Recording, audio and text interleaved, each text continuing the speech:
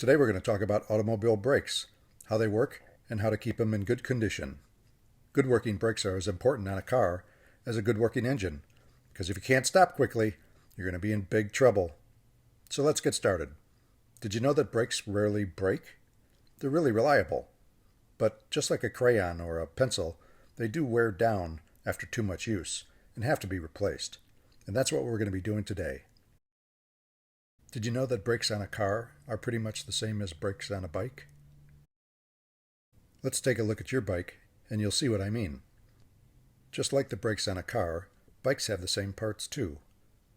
This shiny part here is called a rotor because it rotates around as the car moves. A lot of people call it a brake disc. This black part moves when you use the handbrake. It's called a caliper, but for now you can just think of it as a squeezer. When you look from behind your bike, this is what they look like. Here's the disc. Here's the squeezer. And rubbing up against the disc is a brake pad, 2 of them. These are what actually grab the disc and make it stop.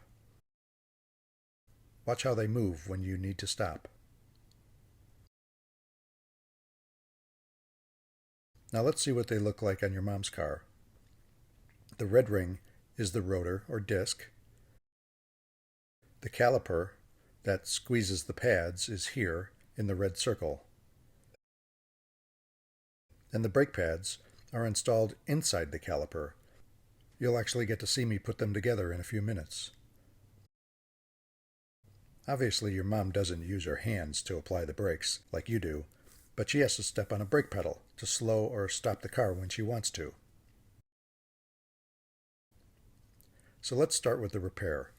First you have to jack up the car and take the wheel off.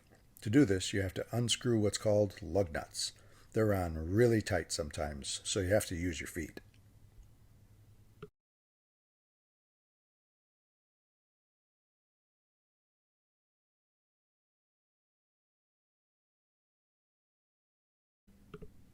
Next we remove the caliper and set it aside.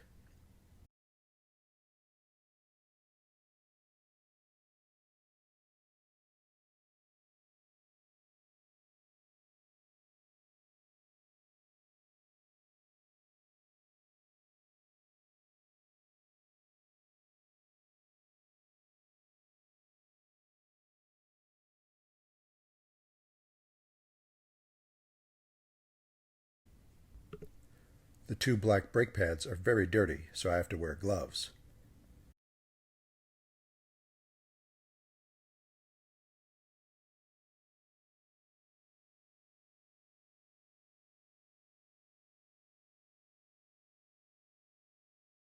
You can see how I pretend my hand is a caliper and squeeze the pads to stop the disc from turning. Now I'm taking off the 2 worn pads.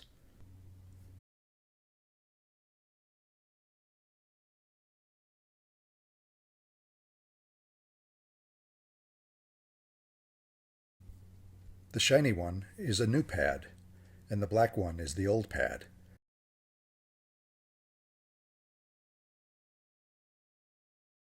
See how much thinner and worn the old pad is?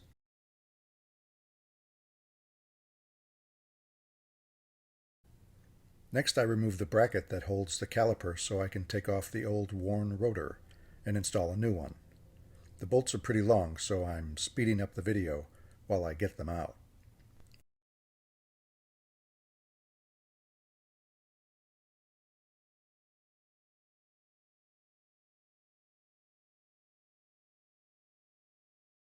The brake pads create a lot of dust when they wear, so I use a can of brake cleaning spray and a wire brush to clean them off.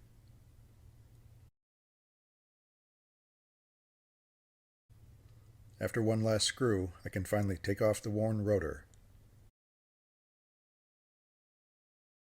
Gotta be careful because they're really heavy. After some more cleaning, it's time for the new rotor.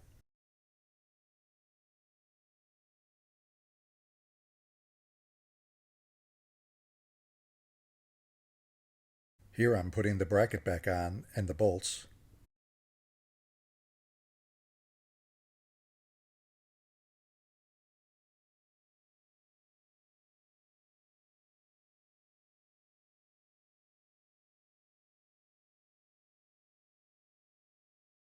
Now it's time for the new brake pads. Because they move in and out when they squeeze the rotor, we have to apply a little grease on the ends so they move nice and smoothly. Here goes the first pad.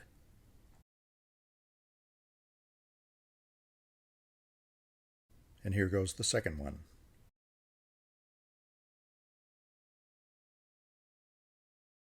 Now I have to hold the pads tight while I slip the caliper back over them. After I tighten all the bolts and give it one last look, we're ready to put the wheels back on.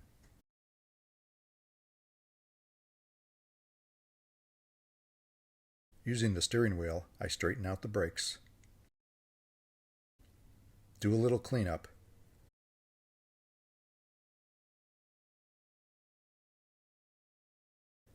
and it's time for the wheel.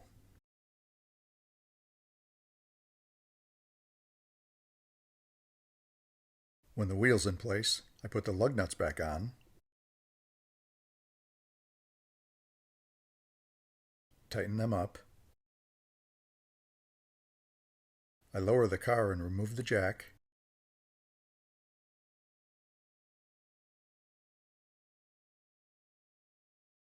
And then I tighten them up really hard so they never come off.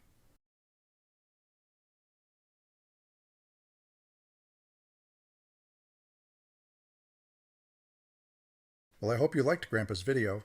See you soon.